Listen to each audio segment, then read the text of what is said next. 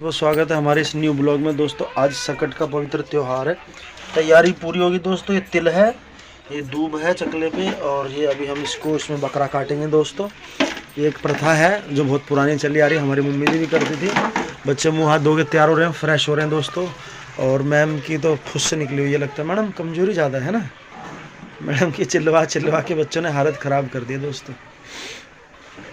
तो दोस्तों ऐसे ही हमारे साथ बने रहिए, हम आपको नई नई चीज़ें दिखाएंगे। आज कैसे पूजा होता है दोस्तों। थैंक यू दोस्तों, हमने पूजा की तैयारी कर ली है। अब थोड़ी देर में पापा प्रसाद चढ़ा रहे हैं ऊपर भगवान के पास। हमारी पूजा अब चालू होने वाली है। तो दोस्तों वो हमने प्रसाद चढ़ा दिया है। अब हम मेमना कटेंगे। अब देखो मेमना पापा बना रहे हैं दोस्तों। यहाँ पर और गुड़ और तिल है, तो गुड़ को हम पहले तिल में मिक्स कर लेते हैं। फिर यहाँ पर अब मेमना बनना है।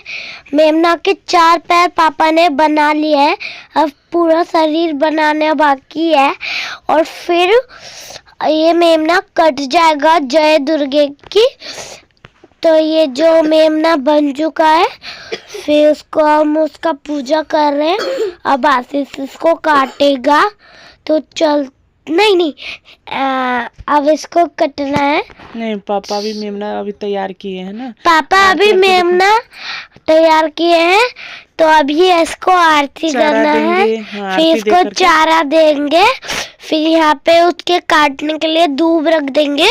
दूब बहुत भगवान के लिए और हमारे लिए अच्छा होता है, सब उससे पूजा करते हैं। अब हमने दूब उठा लिया है। फिर उसको अब हम चारा खिलाएंगे, थोड़ा सा निकाल के दूब में से।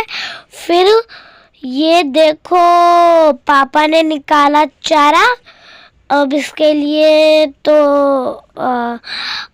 लिए हम इस चारा बनाएंगे। दूब काटने के लिए अलग रख देंगे, और फिर दूब को अच्छे से थोड़ा सा अलग रखेंगे, थोड़ा सा, क्योंकि चारा देना है नकली के उसको, मेमना को। असली का काटेंगे तो पाप चढ़ेगा। किसी को जीव को असली में नहीं मारना चाहिए। अब देखो हमने तिल और गुड़ से बना लिया है। तो मेरे पापा अब कहानी सुना रहे हैं दोस्तों। सकट माता की कहानी इस प्रकार से है। एक बार एक बुढ़िया थी, उसका एक बेटा था। बेटा बहुत अच्छा था, अपनी माँ की बहुत सेवा करता था। हाथ जोड़ो आशीष, हाँ जोड़ो। एक बार वो बहुत माँ की सेवा करता था, तो दोस्तों कोई उसे काम पड़ गया और वो काम के लिए बाहर चला गया। और जब वो बाहर चला गया दोस्तों, तो कुछ दिन बाद जब वो आने लगा, उसकी माँ को पता चला। तो उसकी माँ पूड़ी पकवान तलने लग गई, और कि मेरा बेटा आएगा तो मैं इसे खीर पूड़ी सब कुछ खिलाऊंगी। मगर जो पड़ोसी थे वो अच्छे नहीं थे। जब वो रास्ते में आने लगा, तो उन पड़ोसियों ने उस लड़के से कहा कि तेरी माँ ना बहुत बेकार है। तू गांव चला गया था, वो रोज़ तू शहर चला गया था, वो रोज़ पूड़ी पकवान अकेले तल के खाती थी। और देख जब तू था तो सीधा सूखी रोटी तो खिलाती थी। उन्होंने कहा नहीं, मेरी माँ ऐसी नहीं हो सकती। उन्होंने कहा जाके देख ले, अभी भी वो पूड़ी पकवान तल के खाने के चक्कर में है। उन्होंने कहा नहीं, ऐसा नहीं हो सकता। लेकिन जब वो घर जाके देखता है दोस्तों, तो वाकई में पूड़ियाँ तल रही होती है और खीर बना रही होती है दोस्तों। तो उसे बड़ा महसूस होता है, कहता है कि मैं जा रहा हूँ, मैं अब यहाँ नहीं रहूँगा। उसकी माँ बहुत रोती है, दुखी होती है, कहता नहीं मैं जा रहा हूँ, मैं यहाँ नहीं रहूँगा। तो दोस्तों वो वहाँ से अपने कपड़े लेता है और चल देता है। फिर वो एक दूसरे राज्य में चला जाता है, वहाँ काम करने लगता है। काम करते में क्या होता है, उस राज्य में एक प्रक्रिया होती है कि जैसे होलिका दहन होती है, ऐसी वहाँ का जो राजा होता है कोई ऐसा। दोस्तों मैं बहुत छोटा था जब ये कहानी सुनता था, याद नहीं है मुझे। तो वहाँ एक कोई चीज़ होती है जिसमें जैसे होलिका दहन होता है, ऐसी आग का वो ढेर बनाया जाता है। सॉरी, मिट्टी के बर्तन जो पकते हैं उसमें। तो जो राजा होता है, तो उसके यहाँ वो लड़का काम करता है। तो राजा की लड़की जो है उसे पसंद हो जाती है। तो राजा को पता चलता है, कहता है अब इसको दंड देना पड़ेगा। तो कहता है कि इसे इसी तरह जला देंगे हम, मिट्टी के बर्तनों के बीच में डालकर इसको हम जला देंगे। तभी इसको इसका दंड मिलेगा जो इसने गलती की है। क्या चले? तो दोस्तों जब वो लड़का घर से निकलता है तो उसकी माँ उसे कुछ अन्न के दाने देती है, कुछ जौ के दाने देती है कि बेटा जब भी कोई परिस्थिति विकट हो, संकट हो, तो इसको अपने हाथ में रखना और उस संकट से तुम निकल जाओगे। तो दोस्तों वो जब उसे बैठा देते हैं अंदर जलने के लिए तो उसे वो बात याद आती है। वो उस जौ को अपने चारों तरफ बिखेर देता है और ऊपर से मिट्टी के बर्तन लगने चालू हो जाते हैं। दोस्तों जैसी आग लगाई जाती है सारे बर्तन पक जाते हैं, लेकिन दोस्तों जब बर्तन हटाए जाते हैं तो वो लड़का जो है राम राम कह के निकलता है उसमें से। उसके चारों तरफ जो है ना घास उग चुकी होती है और उसे कोई भी क्षति नहीं पहुंचती। तो उसे अपनी माँ की बात याद आती है, कहती है बेटा कि तू मुझे गलत तो समझ रहा है, लेकिन मैं सही हूँ या गलत ये जौ के दाने साबित करेंगे। तो फिर उसे याद आता है कि नहीं मेरी एक माँ है। तो राजा भी देखता है कि ये जिंदा रह गया, इसका मतलब इसमें कोई दिव्य शक्ति है। वो अपनी बेटी से उसकी शादी कर देता है, कहता है मैं अब अपनी माँ के पास मिलने जा रहा हूँ।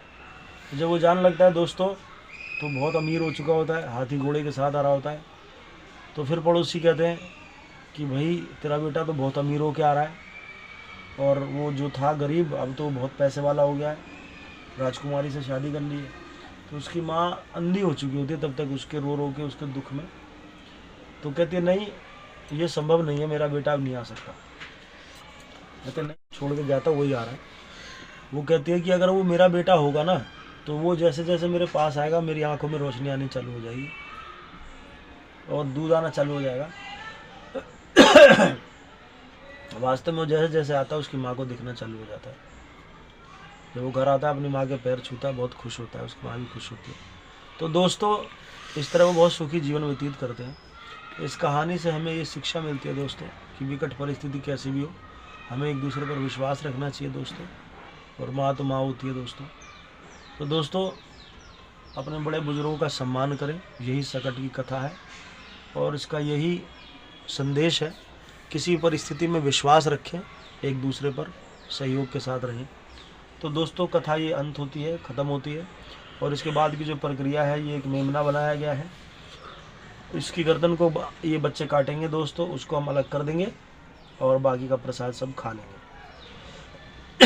उस समय में हो सकता है दोस्तों वो असली का ही मेमना काटते हो, लेकिन किसी जीव की हत्या ठीक नहीं है, इसलिए हमने इसको ऐसा डिज़ाइन बनाया ताकि ये तिल और गुड़ का एक मिश्रण है जो कि प्राकृतिक है, किसी इसमें किसी जीव की हत्या नहीं होती और जो रस्म है वो भी पूरी हो जाती है और सबको प्रसाद भी मिल जाता है इसी बहाने। तो दोस्तों इस तरह से आपने देखा सकट की पूजा की कथा और थैंक यू सो मच, धन्यवाद। हमारे चैनल को सब्सक्राइब कीजिए, लाइक कीजिए।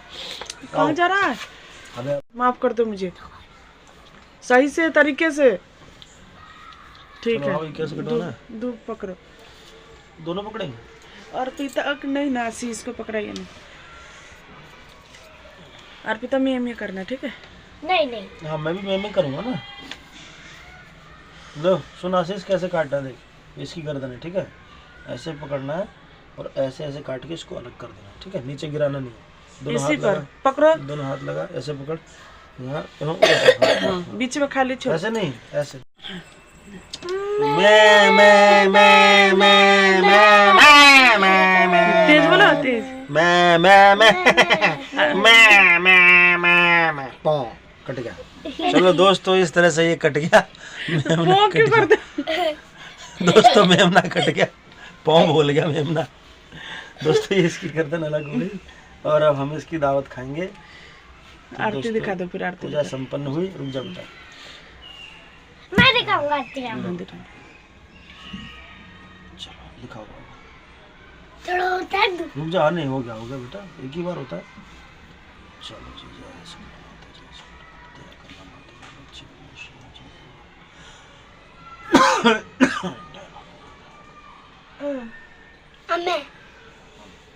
आराम से ना।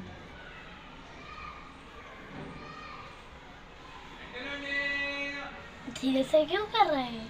गिर जाता है बच्चा। वहाँ रख दो आप। हाँ तू हाथ जोड़ो, बोलो जय सकट माता, जय सकट माता हमें हमें बुद्धि विद्या देना, विद्या सम्मति देना, सम्मति देना, शक्ति शक्ति और और सामर्थ्य देना, ताकि हम स्वस्थ रहें, स्वास्थ्य रहे, खुश रहें खुश रहे, और उन्नति करें, उन्नति करें, आगे बढ़ें। आगे बढ़े। जिंदगी में जिंदगी में हर इंसान और जीव को जीव को सम्मान दे, सम्मान दे, प्यार दे, प्यार दे, सहयोग के साथ जीवन को जिए जिए, और उन्नति करें, उन्नति करें, कामयाब हों। कामयाब हो। अपना आशीर्वाद अपना आशीर्वाद हम पर, हम पर, हमारे परिवार, हमारे परिवार, हर मनुष्य हर मनुष्य और जीव और जीव पर बनाए रखना। बनाए रखना। आपका धन्यवाद। आपका धन्यवाद। चलो रुको, मम्मी बताइए कैसे। पापा देंगे। ये चकला पर कभी नहीं हटाइएगा अच्छा, उसमें से। हाथ लाना प्रसाद है। सिर को खिला रहे हो। सिर को प्रसाद है खिला ना रहे बेटा। हो। लो बेटा, दाएं हाथ से बेटा, राइट हैंड से लेते हैं प्रसाद हमेशा। थाली में है। इस तो रोटी बनेगी नहीं इस पे। क्यों? चकला पर रोटी नहीं बनेगी। तो कैसे बनाओगे? कुछ और बनाएंगे आज। ये देखिए बच्चे जो है प्रसाद खाने में लग गया है, क्योंकि पूजा हो गया है समाप्त। झुल झुल के खा रही है प्रसाद। कैसा लग रहा है बेटा प्रसाद? हैं? तीनों जने मिल करके प्रसाद खा रहे हैं। दोस्तों प्रसाद बहुत टेस्टी है। चम्मच। और मैं क्या खा रही हूँ, मैं आपको दिखा रही हूँ। ये देखो, मैं खा रही है प्रसाद, लाई दे दो। और ये है लड्डू, और ये है नमकीन।